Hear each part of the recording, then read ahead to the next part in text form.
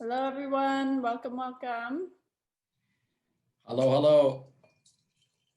So I'm just letting you know that I am putting you all on mute, not because we don't want to hear your lovely voices, but we want everyone to be able to hear us as we talk about the wines.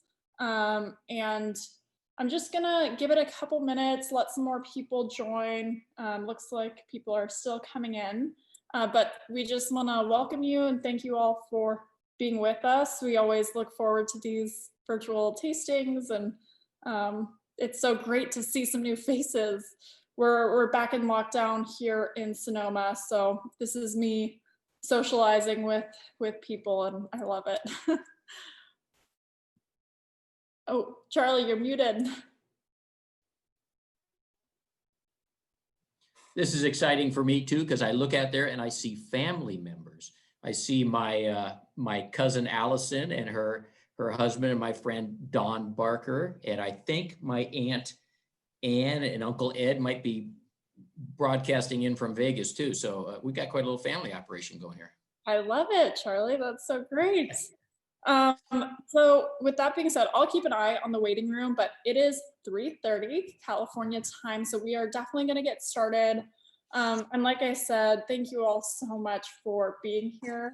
We really enjoy this. I definitely look forward to it, and it's great to see your faces. And we have three really amazing wines that we're going to be tasting with you today. We have our 2019 Pinot Gris, our Pinot Noir, and we have our Merlot as well.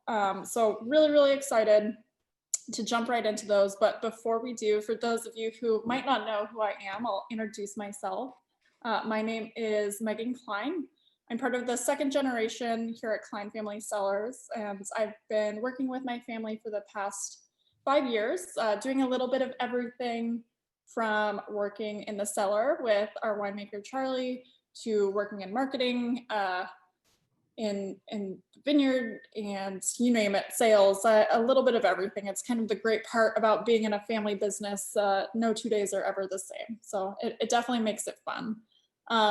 I got into wine in Santa Barbara actually, and worked separately from my family, and then figured if I'm gonna be in wine, Sonoma is definitely the place to be. So moved back about 5 years ago to Sonoma to work with my family, and it's been great. And we are also here. You heard Charlie Sigalatos a little bit earlier. He is our winemaker, and he has been our winemaker for the past 19 years. And he has been really amazing. And Charlie, I'd love to have you do just like a little introduction about yourself, and then we can get to drinking. Sure. So I grew up in Northern California. In my life, I think I've wandered about in a 3-hour radius. I probably lived 95% of my life, but I went off to UC Davis, studied ag science, management, and plant science. And my first job was with a tiny little winery in the early 80s, in 81, in San Jose called Pendleton. From there, I moved on to a slightly bigger winery in Sonoma. And most winemakers do this. They gain experience by going from one winery to the next. My third stop was with a big winery in Sonoma, or it was a growing winery called Glen Winery. There, I became director of winemaking for Glen, and we had a number of wines that were in the top selling in the country, but we had a big budget for spending money on research and stuff, on blend research. So I was able to deconstruct a lot of different blends, and I learned a lot about making wine by researching what other people had done, and of course had a chance to work with a lot of other winemakers too. And it taught me things as simple as, when you're fermenting wine, you convert sugar into alcohol and carbon dioxide. So there's natural carbon dioxide in the wine. If you leave a little bit of that spritz in there, it may be under the threshold that you can detect it, but that natural carbon dioxide in the wine gives the wine some vitality and some life. So I pay close attention. We pay close attention at Klein to these tiny little details that can have a big impact on the quality of the wine. But that winery sold and moved away to the Central Valley, and I took my bag of wine and I met Megan's dad, Fred, and he hired me, and that was 19 years ago. So this is I'm going on 4 decades of making wine, and I live about 15 minutes from here up in the hills, and all is well. Yeah, thanks, Charlie. And really quickly before I forget, I meant to mention this earlier. If you have any questions, although I did mute you, the chat box is open. And oh, I already see a chat in there and it says, happy birthday, Doug. So Doug, wherever you are, happy birthday. So yeah, we really want it to be really engaging. And if you have any questions, any comments about the wines, use that chat feature. I'll pose the questions to Charlie and I, and we'll both kind of keep an eye on that. And with that being said, I think we should jump right into the first wine, and we can kind of intersperse some history along with the three different wines. But we'll start with our 2019 Pinot Gris, and feel free to pour a glass of that if you have it. And I'll just start before Charlie jumps into the winemaking of this wine with really what I get out of the nose. And I get a lot of this pear, a lot of apple, and then a lot of that like fresh, bright citrus. And I absolutely love this wine. I think a lot of that is contributed because the Sonoma coast is such a cool growing region. So it gives this wine that brightness, and the palate as well is super fresh. And I absolutely really love this wine. Typically, I would say Pinot Gris, you know, if it's a hot day, that's what I want to drink, something like light, refreshing. But what I think that has this, and but it's also good for this kind of cold weather. It's kind of the wine you want to drink when it's snowing outside, but you're in the hot tub.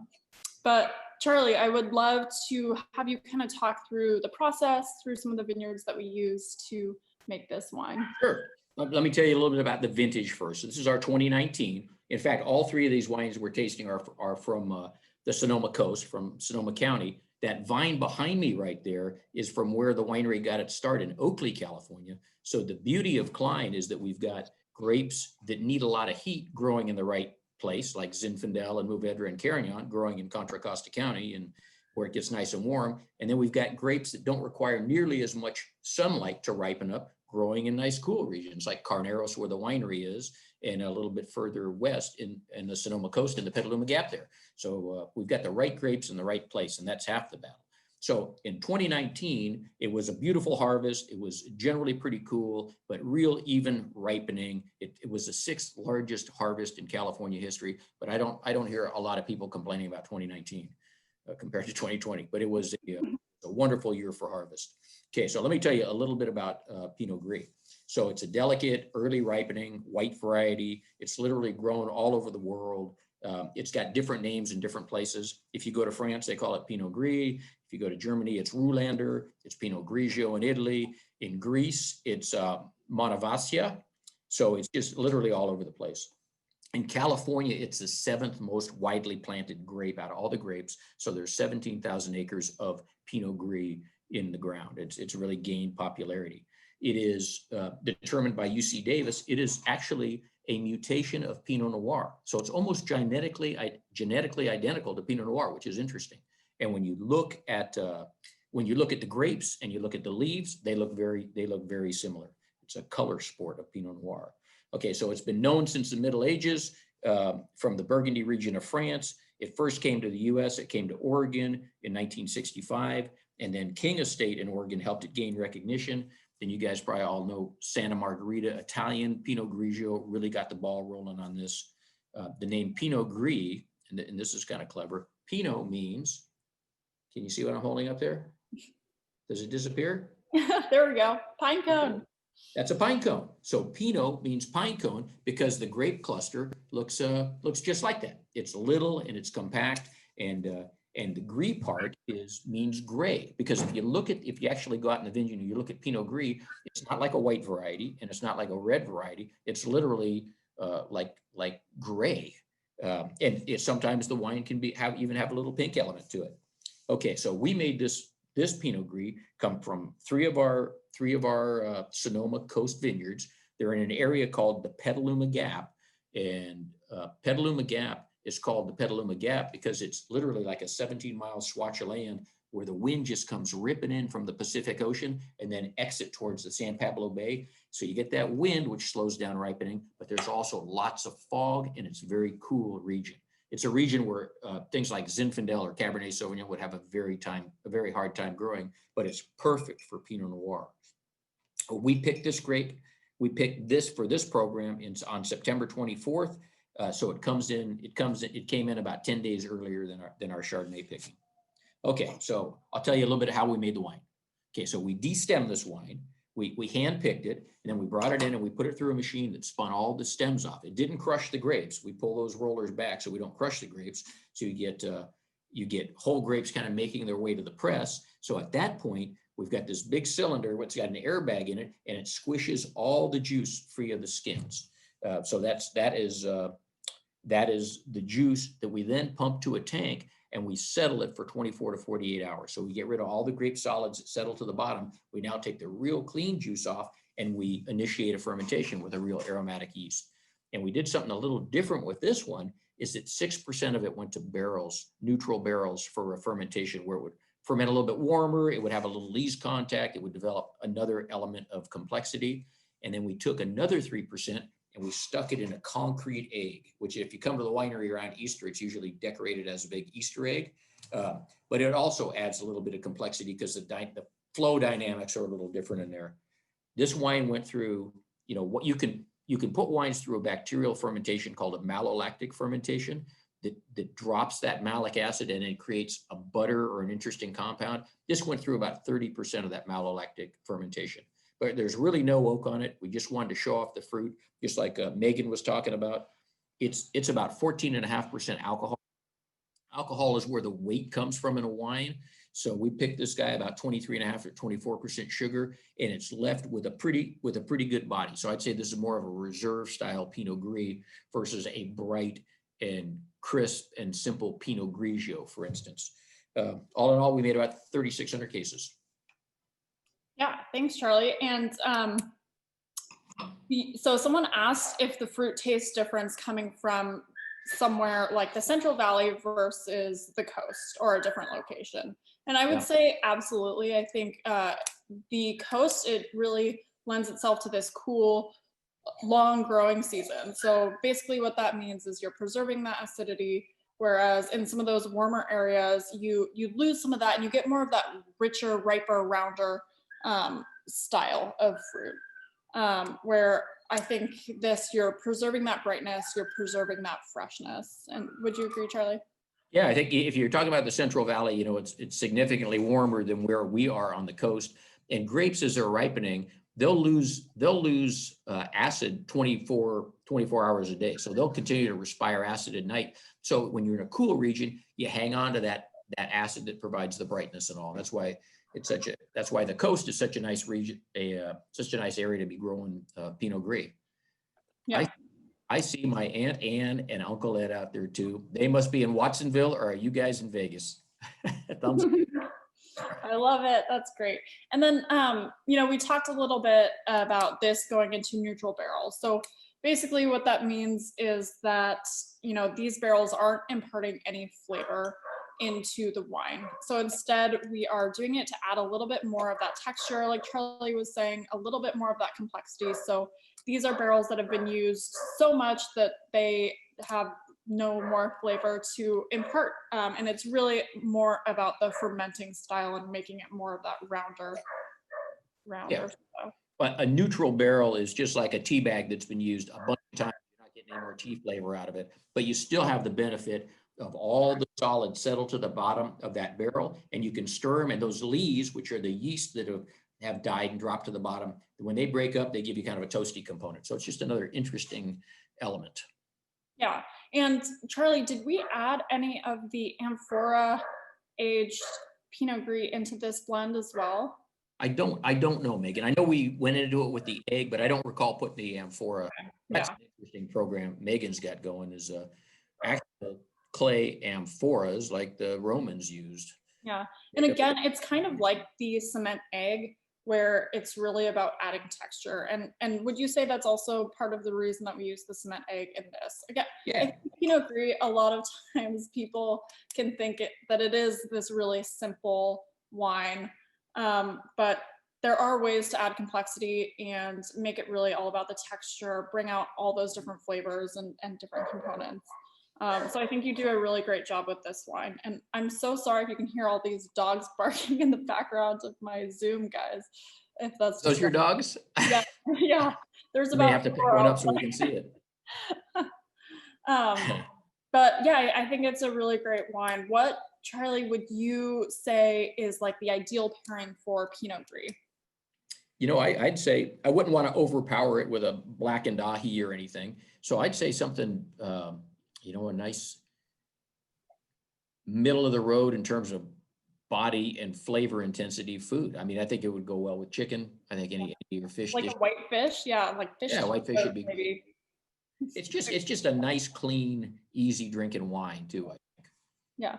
And yeah, we would love to hear your comments as well. If you guys have any tasting notes that things you're picking up in the wine, feel free to drop them in the chat. And would love to hear what you would pair with this wine.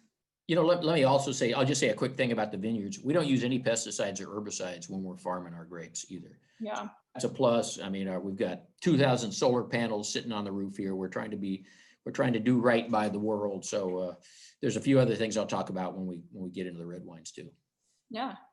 Oh, and you know, someone asked what kind of dog do I have, and so I'm at my parents' house because they have much better Wi-Fi than I do, and they have 2 Jack Russells and a Catahoula like border collie mix, and they are very, very cute. They might even make an appearance a little later. Good. Ooh, and someone says goes great with the smoked trout pate we're having. That sounds delicious. Yeah, that'd be nice. Sure. Yeah. Great.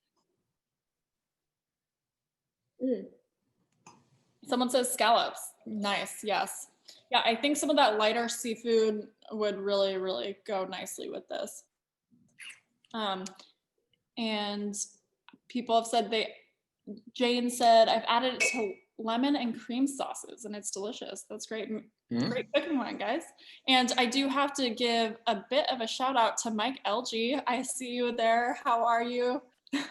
Hey, Mike.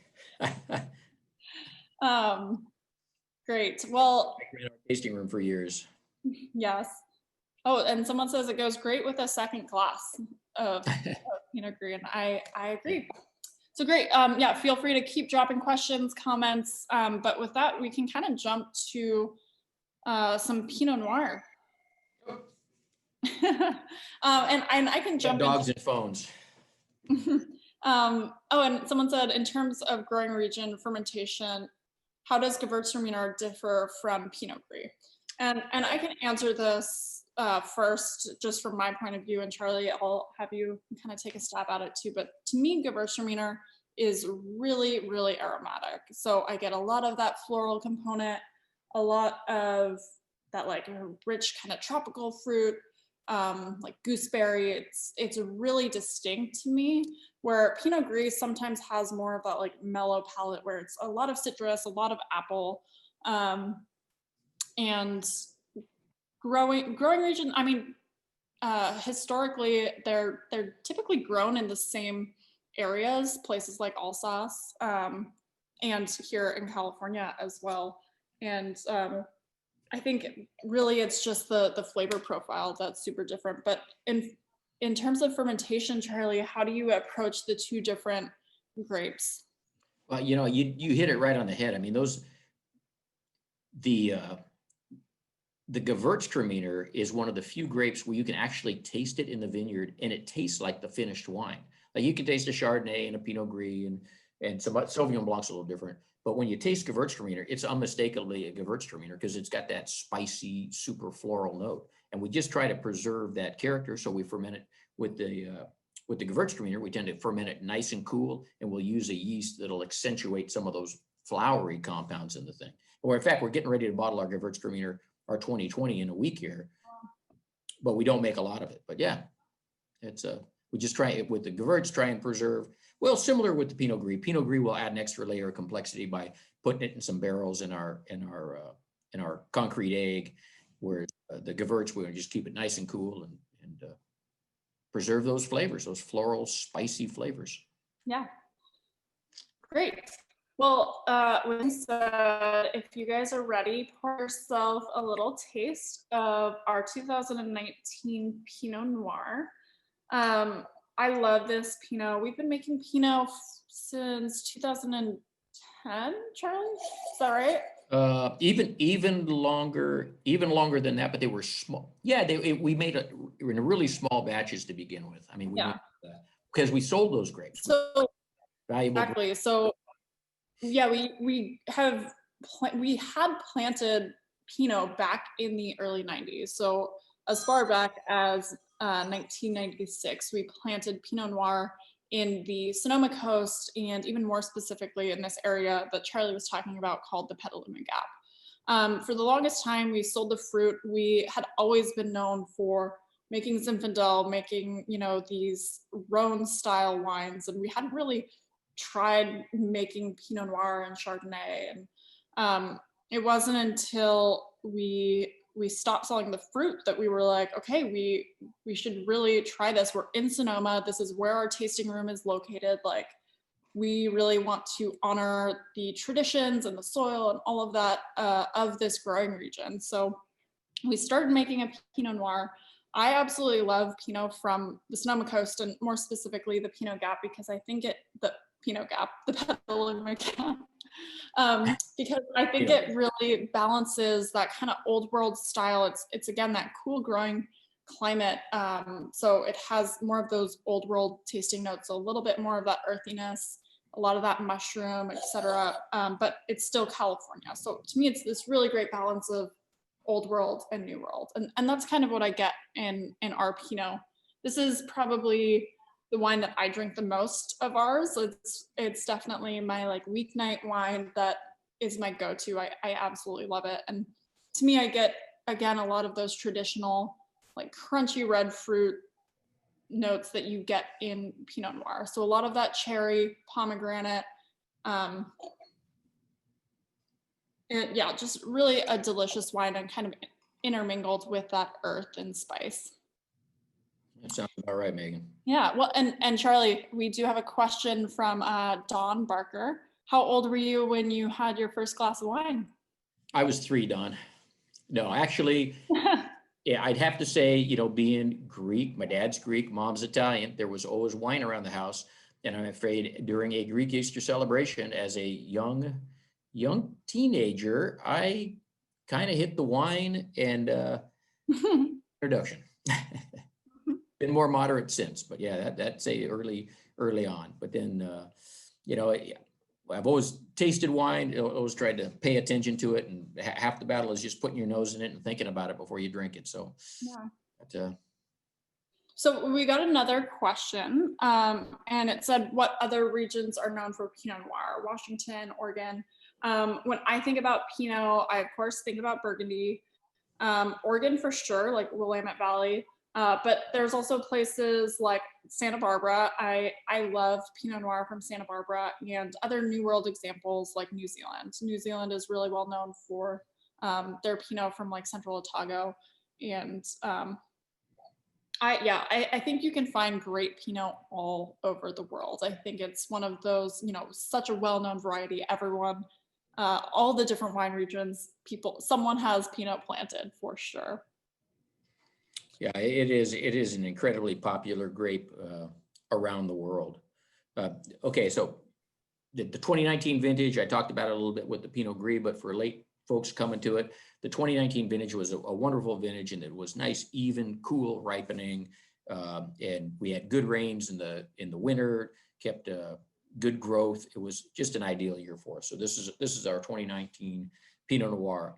Pinot Noir is an early ripening variety. It's got thin skins. It's a light colored red grape generally. It's kind of finicky to grow. I mean, it can bud out early, and because it buds out, it starts budding out in early March or so. It can be prone to getting frost damage, and the thin skins can leave it in danger of getting bunch rot if it gets rained on and things. It's got light yield. The birds love to eat the thing. It's kind of funny because it's so finicky to grow this thing. A very famous winemaker by the name of Andrei Chelichev, he's quoted as saying, "God made Cabernet Sauvignon, but the devil made Pinot Noir." Cabernet Sauvignon is much thicker skin. It can handle a rain, much more durable grape. This is the third most popular grape in California. It's planted, there's 48,000 acres in the ground. Okay, here's a little history. It's an ancient variety. They think that it's only removed by 1 or 2 crosses from the wild grape. Its home is in Burgundy, like Megan said. The name is Burgundy is kind of synonymous with our Pinot Noir, as with a white variety named Burgundy is synonymous with a Chardonnay. The first planting in California was in the 1850s, and it may have been in Sonoma County by General Augustin Herasti. But in 1880, there was a huge vineyard not too far from us called the Stanley Vineyard that had a significant Pinot Noir planting. And the name, again, Pinot, which is our little picture of a pine cone here, because that's just what the clusters look like, little and compact, keeps disappearing. And then Noir for black, for it being a red grape. Okay, so Klein, we've been committed to this grape. We've got more of this planted than pretty much anything else in Sonoma County. We've got 282 acres of this. 3 of them are in that real cool Petaluma Gap region.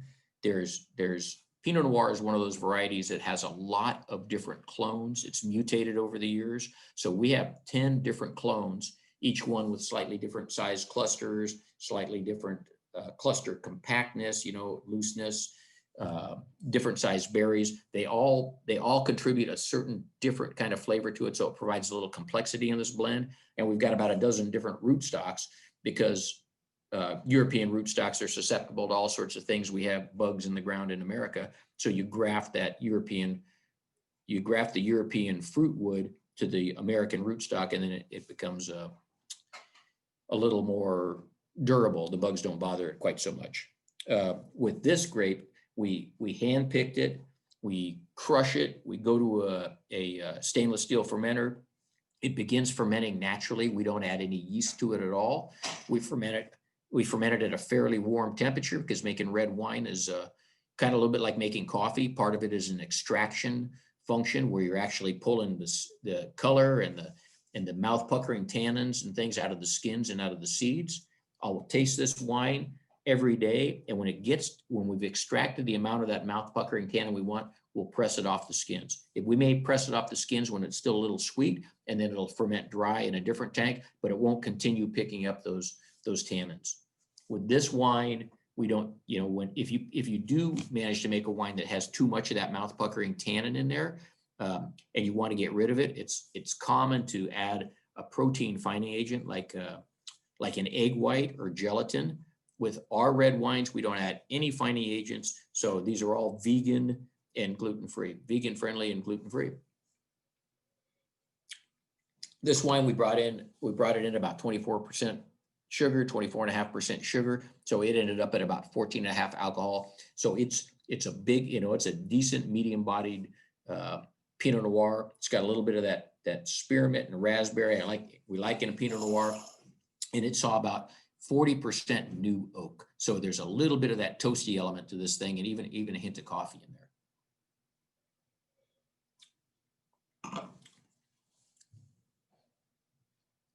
Uh-oh. Megan, I think you're muted. Thank you, Charlie. This is the Zoom. This has been every Zoom meeting, I swear. First me or then you? Yes. So we had a great question from D. Mandel, who asked, why are Willamette Valley Pinots so different from Sonoma County Pinots? And it's a great question, because Sonoma County is so massive. So I would say 100% Pinot Noir from the Russian River Valley is so different from a Willamette Valley Pinot. I think Willamette Valley tends to have a little bit lighter body. It's a little bit more delicate, a little bit more feminine almost, and pretty Pinots, where I think Sonoma has a little bit more of that structure. Yeah, it could be a clonal question too. It depends on what clone they have, because certain clones are a little prettier in terms of having a little bit of that floral component, and they're lighter in color and maybe lighter in texture. Other clones can actually be pretty dark and more robust, and it's a winemaking style also. If you pick them riper, you're going to get bigger, heavier wines. Oh, Megan, you've frozen. Yeah, and it's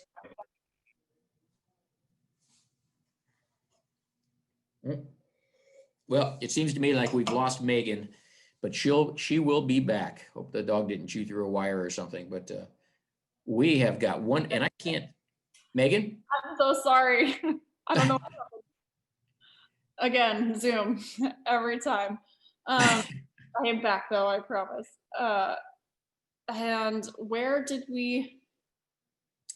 Oh, we were talking about the Willamette Valley Pinot Yeah. versus, other regions. I think, clone has a big part to do with it. And then Absolutely. choices you make, when you're making the wine, if you pick it riper, you're going to have more alcohol and bigger body.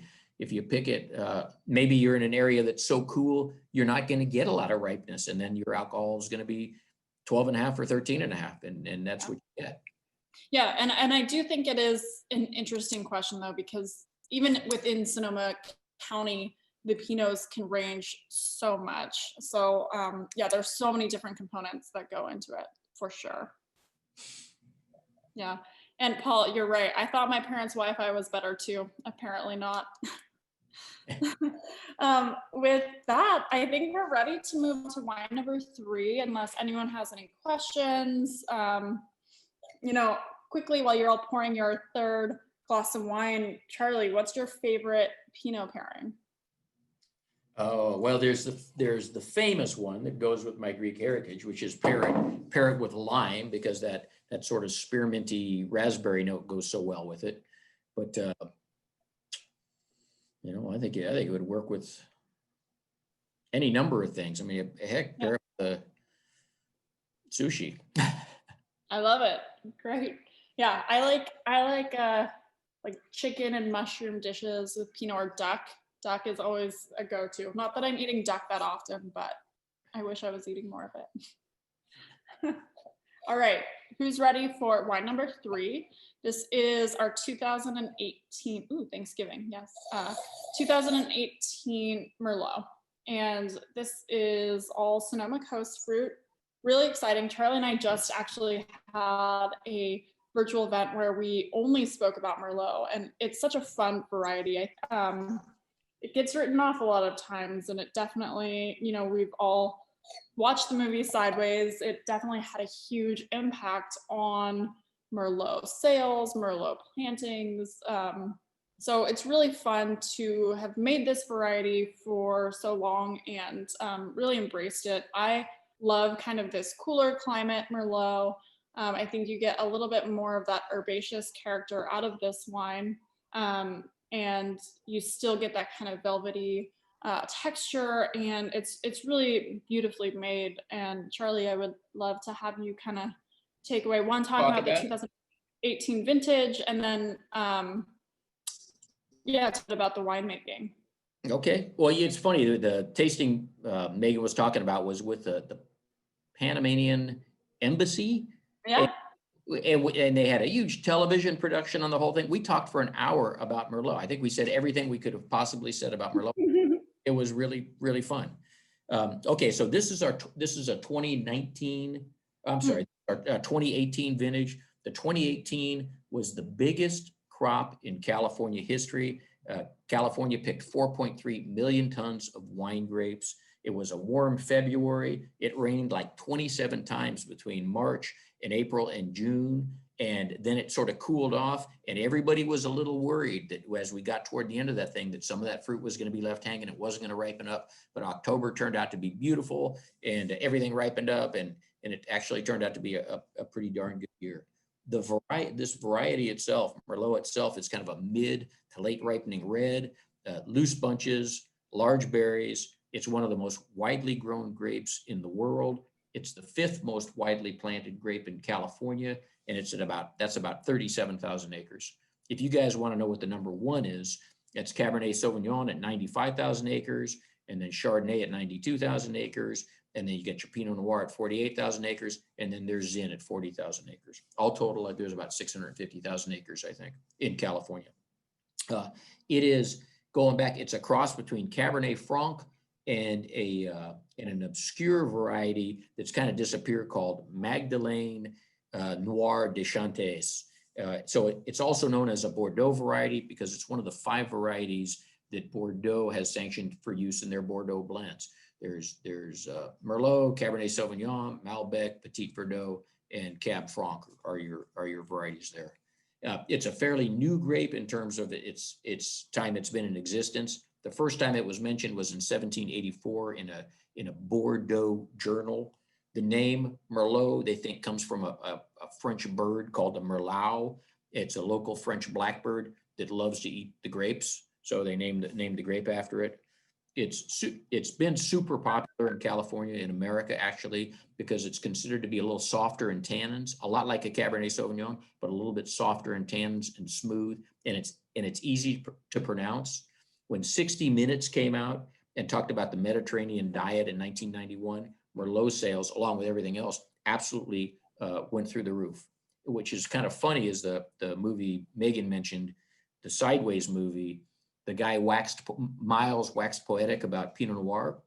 So those sales took off, but then he really ripped on Merlot because his ex-wife liked Merlot, and it killed Merlot sales. It was amazing how influential that movie Sideways actually was. So this is an example. It's 100% Merlot. We didn't blend anything else in there. It's mostly from our Carneros region, which is a little bit warmer.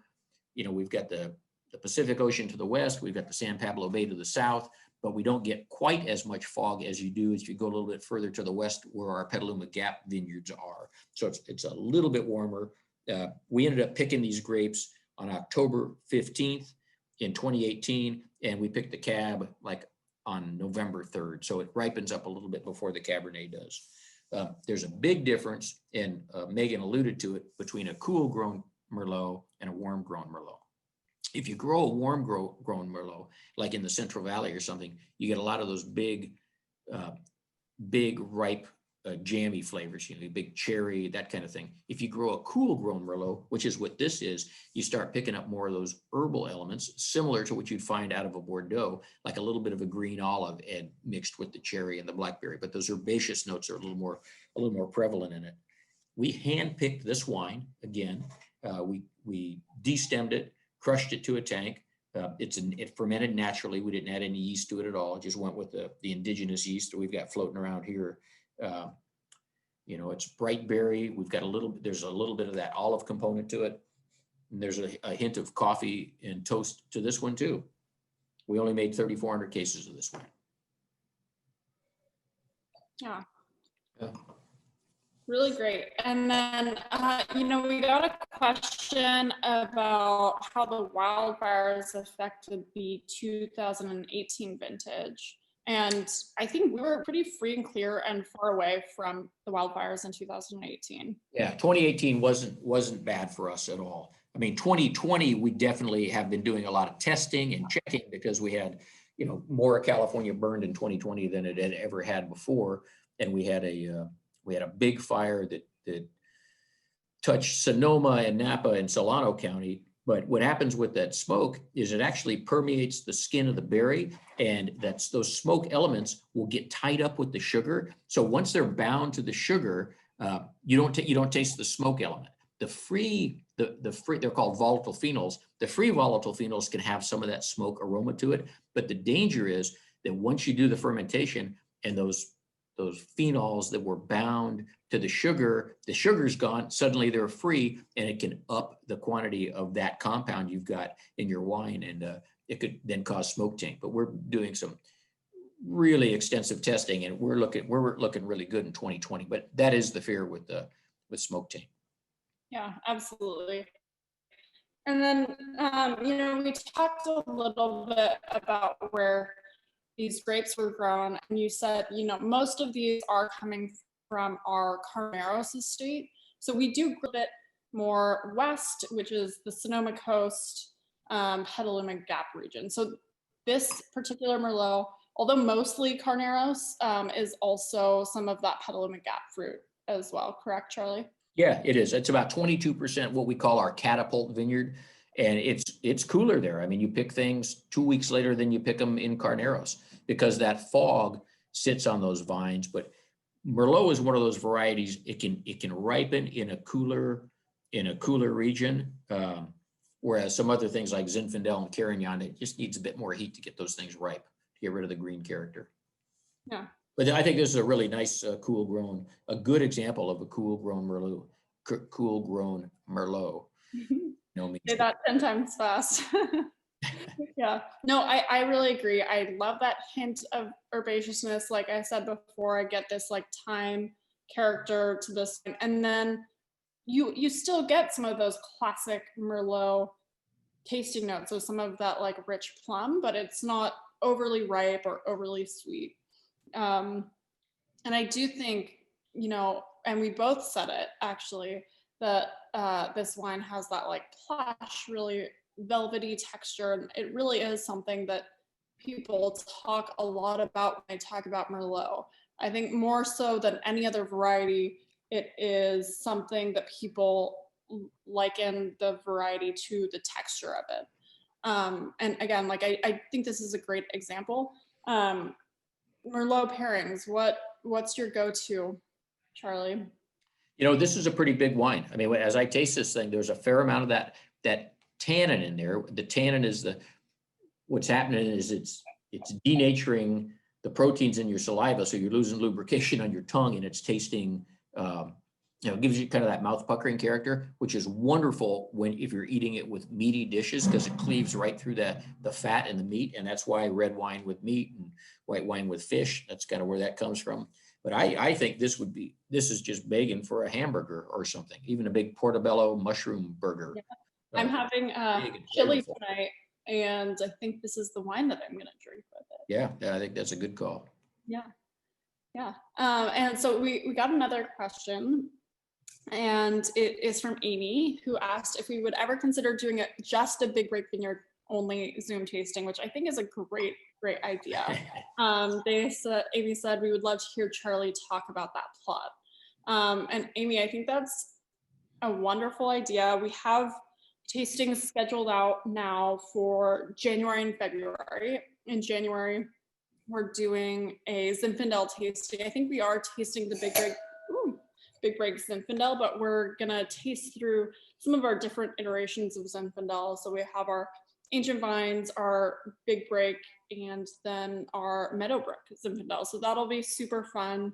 And then in February, we have our Rhone tasting, which will be, I believe, Marsanne Roussanne, Carignan, and our Small Berry Mourvèdre.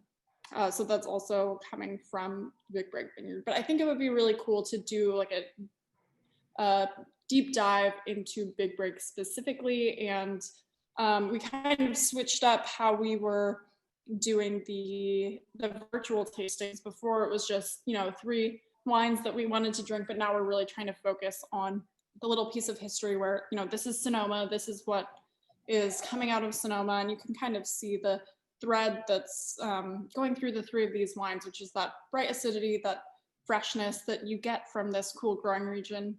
Then our Zinfandels, and then our Rhone tasting, which is, such an integral part of what our history is. So I think it'd be great to do a Big Break tasting for sure.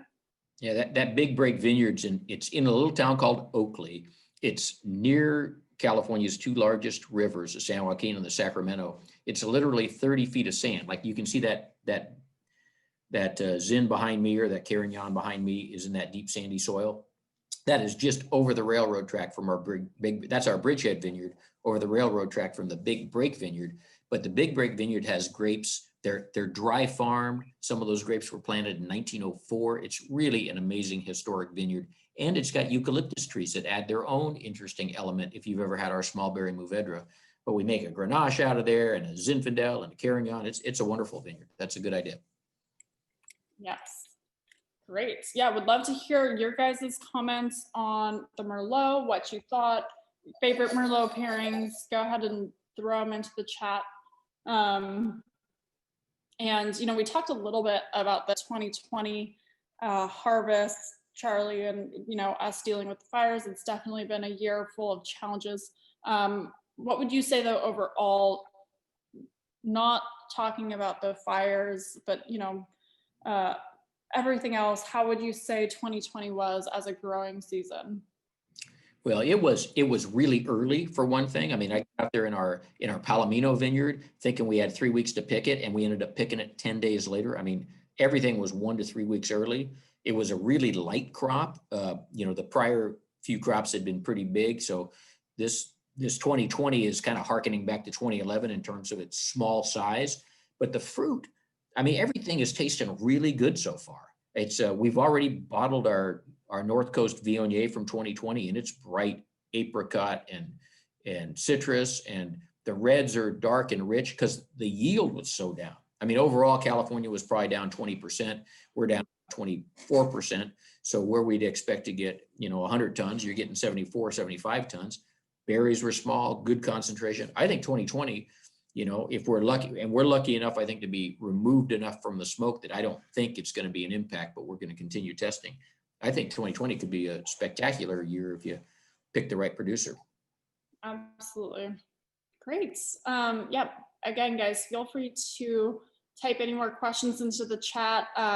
Kara said more virtual tastings, maybe do half bottles. So we taste 6. Great idea. I know we only have a couple wines in half bottles, but maybe we can put something together. That'd be fun. We love these tastings. Like I said, it's silver lining of this whole situation is being able to connect with people that we don't normally get to connect with. And Paul, we have some requests that you kind of serenade us out. It looks like you're playing your guitar. I love it. But with that, like I said, we do have our January tasting scheduled. It is scheduled for January 20th. We hope to see you all there. And please let us know if you want to hear about anything else. Oh, yes. I love it, Paul. All right.